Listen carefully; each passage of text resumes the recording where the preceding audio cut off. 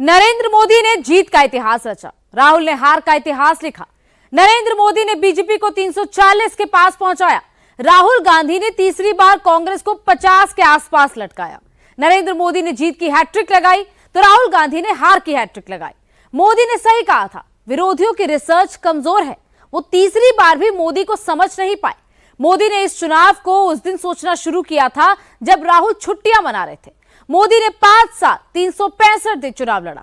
यह कोई एक दिन में नहीं हुआ, एक हफ्ते या एक महीने की तैयारी नहीं है। राहुल ने 24 का चुनाव वैसे लिया जैसे उन्होंने 19 का इम्तिहान दिया था। मोदी की जीत, राहुल की हार का विश्लेषण इस रिपोर्ट से समझिए।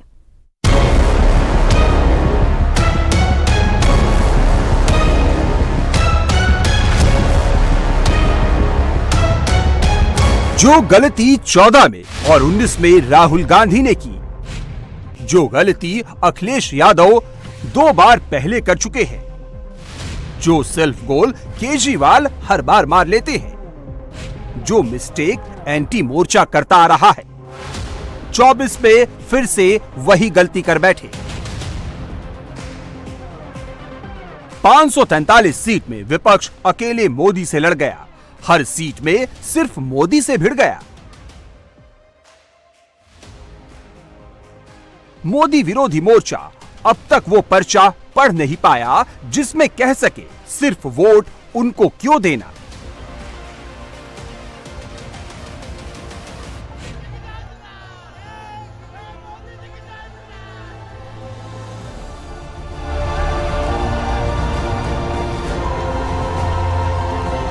चुनाव से पहले जैसा मोदी चाहते थे, चुनाव के बीच जैसा मोदी ने चाहा, इंडी गठबंधन ने ठीक वैसा ही किया।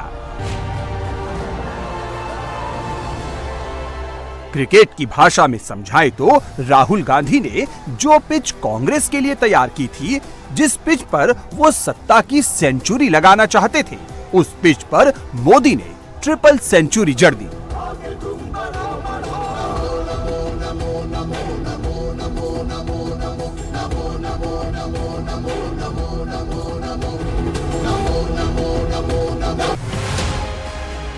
जिस वक्त इंडी गठबंधन के नेता बंद कमरे में मीटिंग करने जा रहे थे, ठीक उसी वक्त प्रधानमंत्री मोदी मौन साधना से बाहर निकल रहे थे।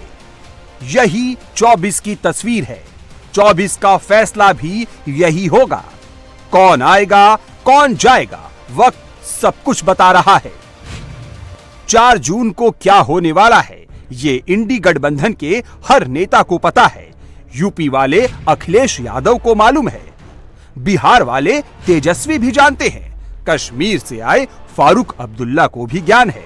मुद्दा है 4 जून से पहले क्या बोलना है, 4 जून से किस लाइन पर चलना है, ईवीएम को बदनाम करना है या हार के लिए नया बहाना खोजना है।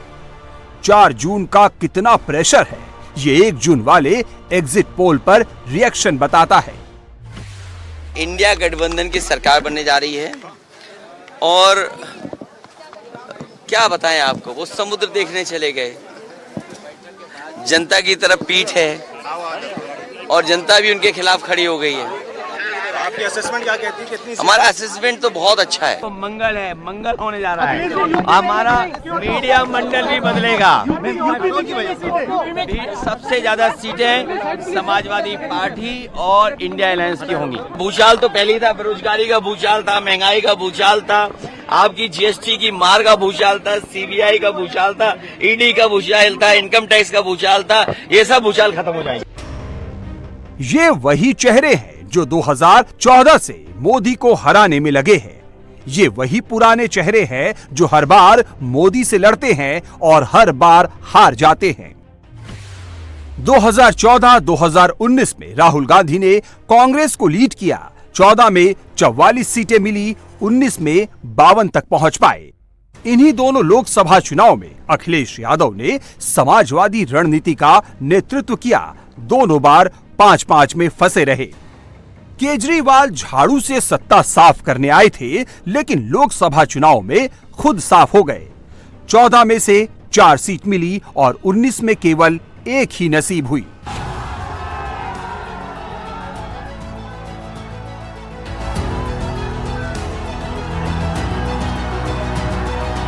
24 में भी कुछ नहीं बदला। 10 साल में मोदी से न लड़ना सीख पाए, हराना तो बहुत दूर की बात है।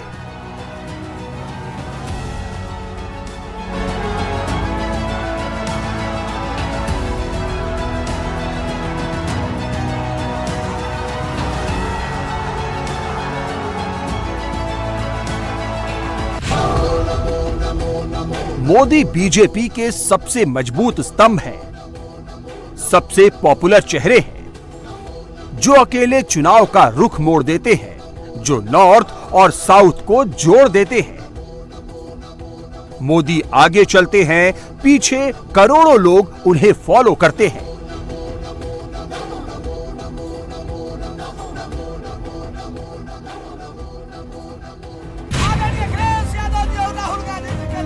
जो सबसे मजबूत खिलाड़ी होता है, उससे लड़ने में एनर्जी बर्बाद नहीं की जाती।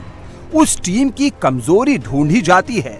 जितना ज्यादा हो सके कमजोर खिलाड़ी को फंसाया जाता है, ताकि सामने वाली टीम अपनी ताकत पर न खेल सके। लेकिन ये बात पूरे चुनाव में ना राहुल को समझ आई, ना अखिलेश को, ना केजरीवाल को, ना उद्धव को और ना ही तेजस्वी को।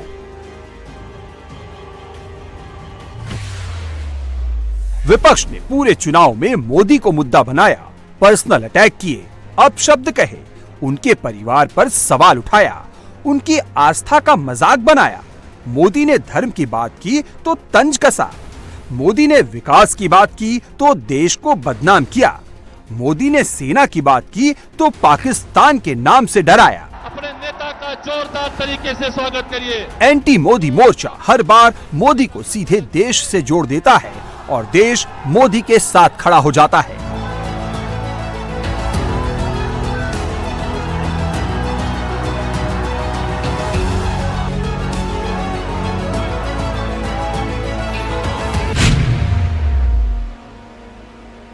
जो सबसे बड़ी गलती विरोधी करते हैं, वो है मोदी को समझने का दावा करना, मोदी के माइंड को पढ़ने का दावा, मोदी के अगले कदम को समझने का दावा।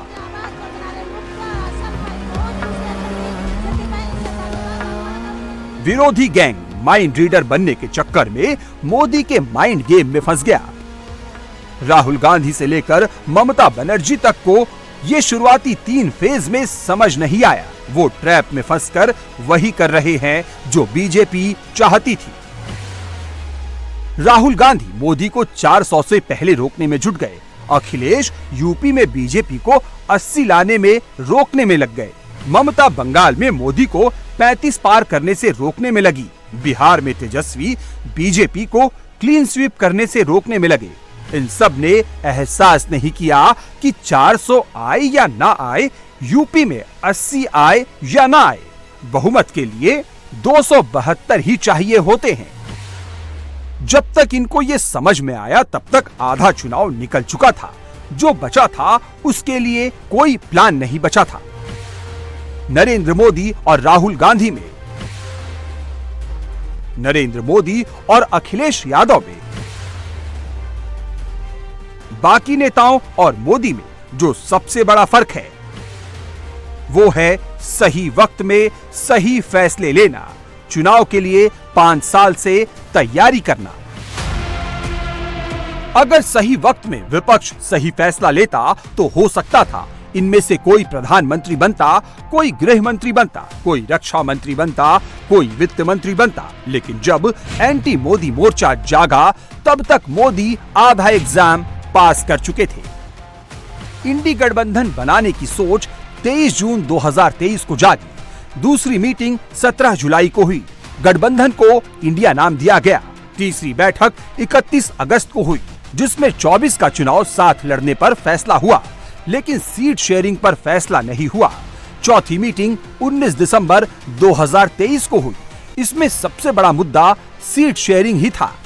सीट शेयरिंग नहीं होने पर गठबंधन टूटने की नौबत तक आ गई।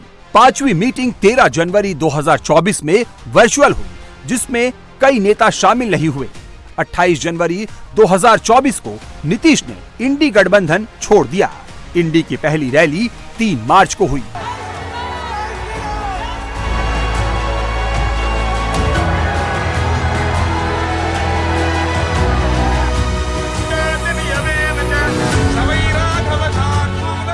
जब तक इंडी गठबंधन का मंथन खत्म हुआ तब तक नरेंद्र मोदी साउथ का इलेक्शन सेट कर चुके थे।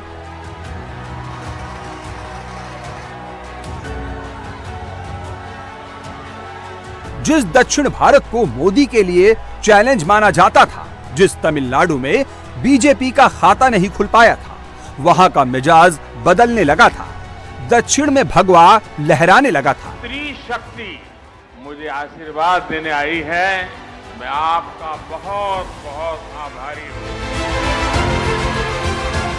मोदी 2019 से दक्षिण पर काम कर रहे थे। 5 साल पहले से 24 की तैयारी कर रहे थे, जबकि विपक्ष ने 9 महीने में चुनाव लड़ा। अधूरी तैयारी से अधूरे एजेंडे के साथ नतीजा चुनाव के आखिरी दिन तक कोई एक मुद्दे पर इंडी एक नहीं हो सका।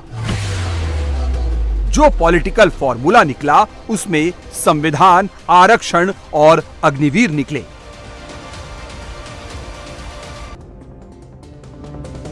लेकिन इन मुद्दों का असर वोटर्स पर नहीं पड़ा। उल्टा मोदी ने विपक्ष के मुद्दे से विपक्ष को फंसा दिया।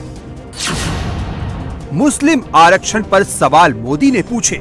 पूरे चुनाव में राहुल सिर्फ सफाई देते रहे। इंडी गठबंधन में कितनी अंडरस्टैंडिंग है, कितना कोऑर्डिनेशन है, वो 2 मिनट में किसी को समझ में आ जाएगा। सोचिए, जब फोटो सेशन के लिए इतना कंफ्यूजन है तो फिर देश चलाने को लेकर कितना कंफ्यूजन होगा। गठबंधन में किसकी जगह कहां पर है, किसी को कुछ मालूम नहीं है। हर कोई पहली लाइन में आने को बेकरार है।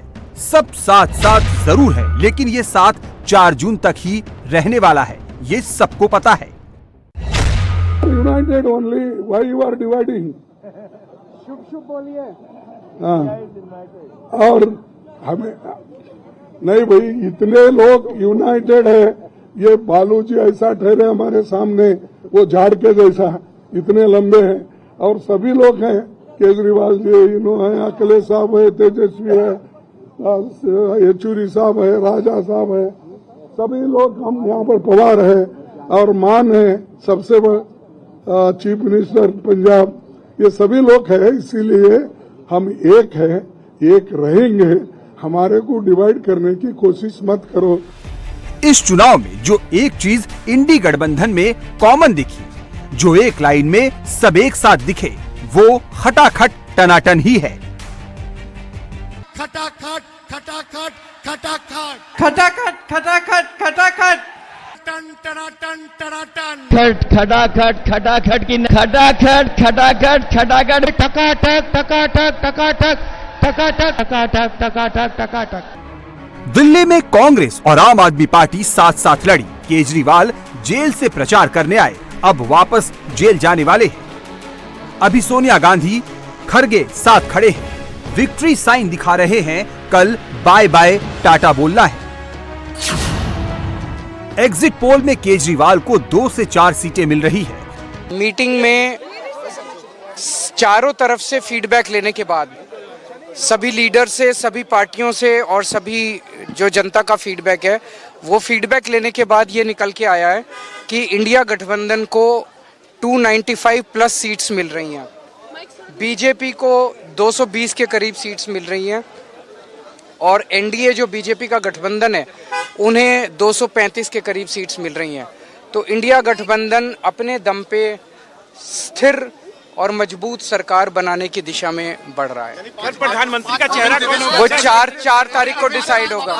4 तारीख को जयराम रमेश ने कहा है कि देश के लिए पूरी जिंदगी भी जेल में रहना पड़े मंजूर है, चिंता मत कीजिए। करीब 6 महीने के बाद दिल्ली में चुनाव होंगे, तब यही कांग्रेस का हाथ केजरीवाल के खिलाफ होगा। इतने सारे लोग खड़े हैं, लेकिन इनके लिए एक अकेले नरेंद्र मोदी ही काफी है। 2014 से लेकर 2024 मोदी ने चुनाव लड़ने का तरीका बदला, सोच बदल डाली, चुनावी नतीजा बदल दिया।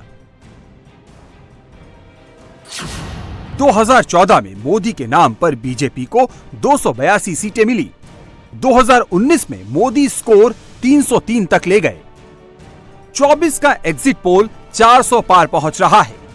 400 पार एनडीए में निश्चित तौर पर 4 तारीख को हम 400 पार होंगे और अकेली बीजेपी 370 पार करेगी। एग्जिट पोल ने ये दिखा दिया कि भारतीय जनता पार्टी प्रचंड बहुमत के साथ तीसरी बार माननीय मोदी जी के नेतृत्व में सरकार बनाने जा रही है और उत्तर प्रदेश में 80 के 80 सीटें राजग गठबंधन भारतीय जनता पार्टी जीतेगा और एक तरफा भारतीय जनता पार्टी चुनाव जीत रही है। ये नरेंद्र मोदी ही हैं जो 282 से 400 पार तक ले जा सकते हैं। ये मोदी ही हैं जो दक्षिण में भगवा लहरा सकते हैं। ये मोदी ही हैं जिनके सामने अकेले लड़ने से कांग्रेस घबराती है। 24 का चुनाव राहुल गांधी के लिए विरासत बचाने का रण था।